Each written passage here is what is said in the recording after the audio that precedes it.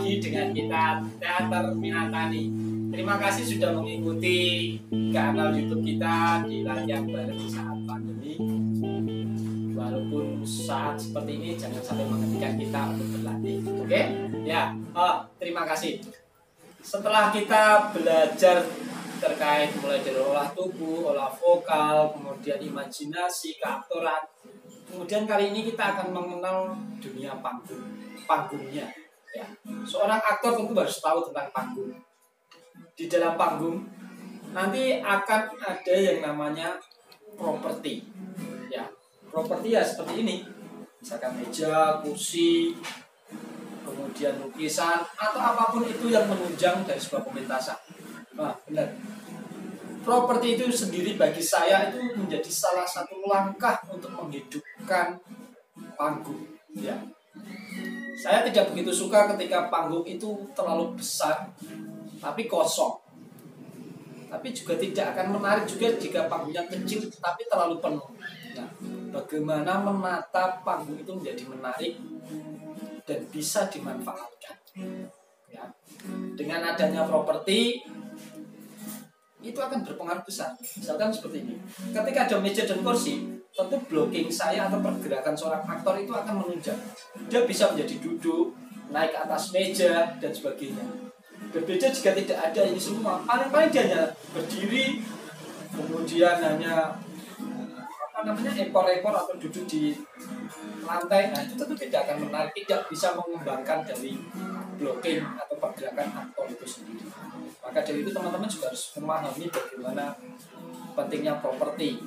Properti itu tidak hanya sekedar urusan dari sutradara, tidak hanya sekedar urusan dari penata panggung, tapi aktor juga harus memahami.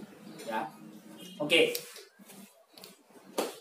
Kemudian bagaimana kami melihat properti itu ada dua. Ya.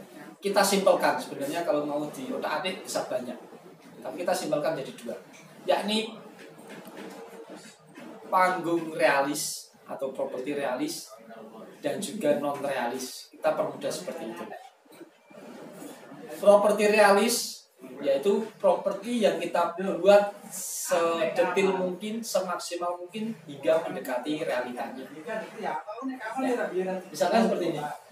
Kita lagi dengan setting kafe yang berlatar pergerakan misalkan.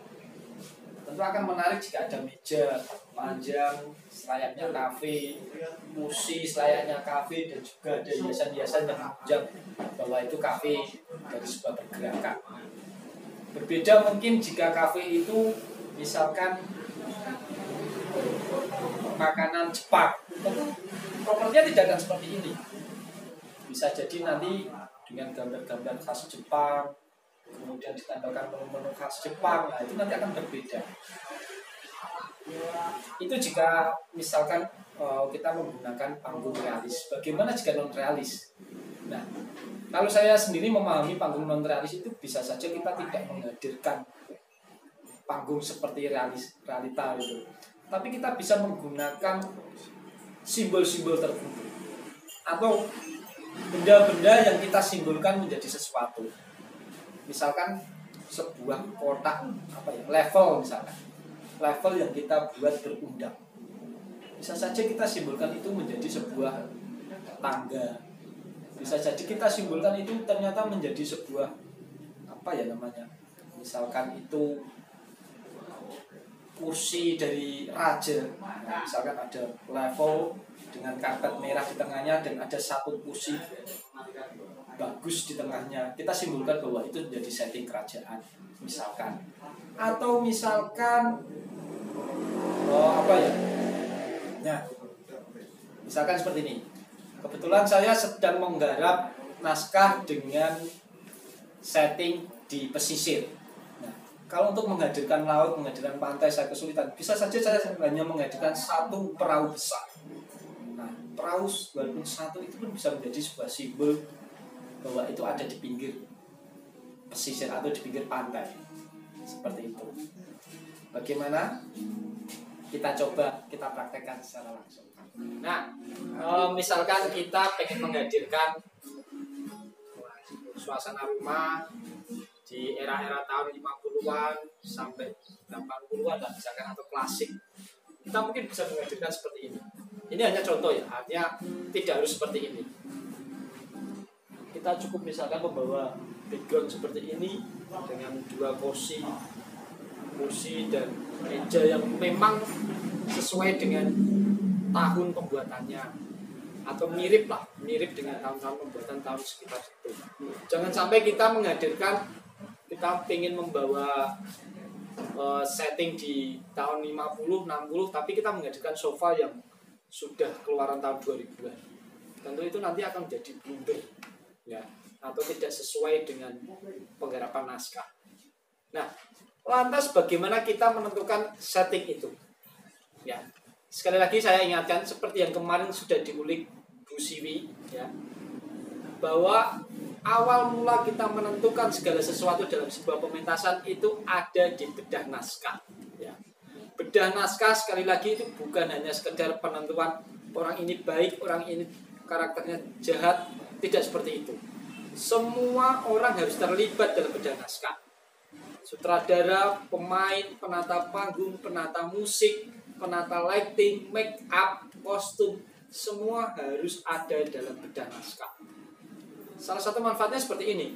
Ketika dalam sebuah naskah kita sudah menentukan settingnya adalah era 50-an atau era 80-an, ya sudah, pemain harus mencari karakter-karakter di era saat itu. Tim setting harus menentukan seperti apa sih bangunan rumah atau settingnya di era saat itu. Jangan sampai aktornya sudah di era-era 80-an, ternyata pemainnya, setting panggungnya justru di era modern. Itu nanti yang akan jadi blunder atau saling bertabrakan. Ya, oke. Ini salah satu wujud dari properti realis tadi. Kita bisa manfaatkan, misalkan nanti di sini ada, bisa digunakan adegan nulis, kita letakkan kopi, atau bahkan ternyata si aktor marah naik di atas panggung, di atas meja misalnya, itu memungkinkan saja. Ya, jadi ketika ada properti dari awal penggarapan, saat masuk blocking, kita sudah tahu bagaimana suasana panggung, bagaimana kita bisa memanfaatkan setiap properti yang ada. Jangan sampai properti itu justru muncul H-1 sebelum pementasan. Tentu nanti pengenalan panggungnya, pengenalan propertinya, aktor akan kesulitan. Oke, itu salah satu contoh dari panggung realis. Atau bisa juga nanti kita gabungkan panggung realis dan non realis, itu pun bisa. Misalkan realis seperti ini. Kemudian kita menambahkan satu bingkai kayu yang serupa pintu misalnya. Dan kita anggap bahwa bingkai kayu itu menjadi sebuah pintu. Tentu itu bukan realis. Pintu ada di bingkai. Nah, tentu itu bukan realis. Tapi bisa jadi kita anggap bahwa itu menjadi sebuah pintu dalam panggung itu. Atau pintu, jendela, serupa jendela yang digantung pakai tali. Itu bisa saja. Artinya kita menggabungkan antara panggung realis dan non realis. Ya. Oke, kita sekarang coba penggarapan naskah, penggarapan properti dengan panggung non realis. Nah, ini misalkan kalau kita menggunakan setting non realis, misalkan kita memiliki level, kita memiliki ban, kita memiliki level dan panggung. Bagaimana kita memanfaatkan barang-barang di sekitar ini menjadi sesuatu yang menarik. Misalkan dan ini saya tata di sini.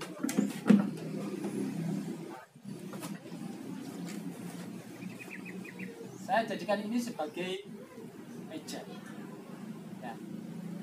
Realitanya bahwa ini adalah ban, tapi bisa juga saya perumpamakan ini menjadi meja. Atau bisa juga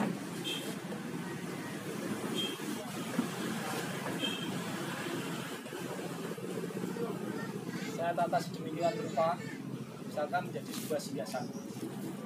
Ya. inilah yang dinamakan kita memanfaatkan kita menggunakan setting non realis. Tapi ingat, segala sesuatunya itu tidak boleh asal-asalan, harus ada alasan kuat kenapa kita menggunakan setting seperti itu. Ya. Oke. Oke. Oke. Kali ini saya justru sengaja membawa kita di tanah terbuka. Ini halaman rumah warung kopi Leawut yang ada di Margoyoso Kajen. Ya. Kenapa saya sengaja memberikan tawaran yang baru ini? Saya pernah diberitahu oleh guru saya, kenapa teater itu harus dieksklusifkan? Artinya kenapa harus selalu di atas panggung, di dalam gedung? Kenapa kita tidak sesekali mencari tempat pentas yang terbuka, yang bisa diakses siapa saja? Ya, misalkan seperti ini. Kadang kita bisa mengubah halaman rumah, lapangan sepak bola, halaman balai desa, untuk kita membuat sebuah pertunjukan teater. Ya. Jadi jangan khawatir bahwa harus ada panggung yang ideal, harus ada tempat yang menarik baru bisa pentas. Tidak. Semua tempat bisa kita jadikan tempat pentas. Misalkan seperti ini. Ada taman, ada lampu yang menarik, bisa saja kita ubah menjadi sebuah tempat pentas yang dengan setting di taman. Nah, seperti itu ya. Jadi teman-teman tidak perlu bingung. Misalkan suatu saat teman-teman kesulitan mencari tempat pentas, ya dimanapun tempatnya itu bisa menjadi tempat pentas. Ya, kita tetap harus bisa di tengah keterbatasan apapun harus memunculkan kreativitas kita sendiri. Oke? Ya seperti itu. Mas, jawab Mas. Coba apa? Iki apa kopi ya Mas? Iya lah. Iki mataku gede. Hah? Tanggung jawab apa Mas? Mateng gede. Ini mateng. Yuk balah. Mateng transaksi. Gendut Mas, mau jajan terus. Walah ngomong gede dulu ora. Tanggung jawab piye ta Gendut itu tidak apa-apa. Asalkan aku tetap cewek. Oh. Duwe anak wedok siji malah pacaran ae. Duh. Nggih, Pak. Resek-resek kono. Malah kene pacaran nyoh. Aku tak ngopi ya Bimas. Oke, seperti itu. Jangan belum tempat pentas.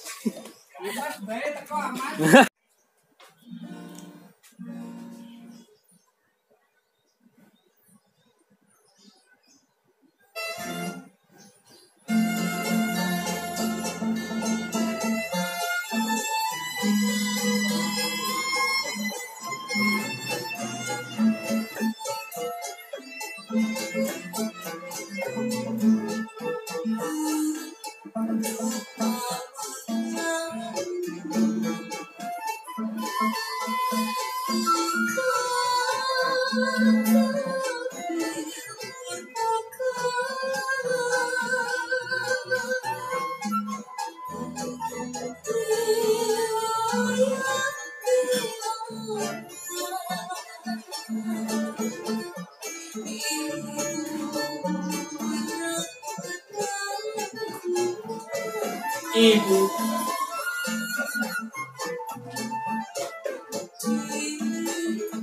memang benar katamu. Menanti adalah perkara yang begitu sulit.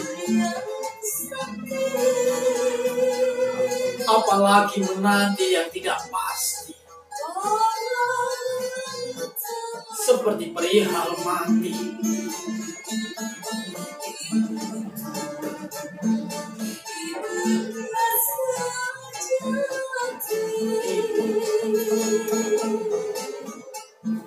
Anak murid,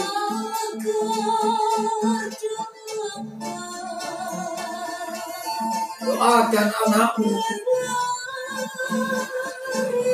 mampu melintasi zaman yang semakin berat seperti ini.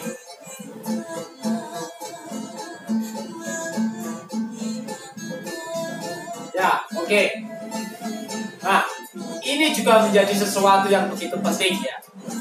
Ketika kita sudah menghadirkan suatu properti tertentu, misalkan seperti ini, piringan lagu, kemudian foto, jangan sampai atau usahakan semaksimal mungkin properti itu hanya sebagai dekorasi atau penghias dari panggung saja.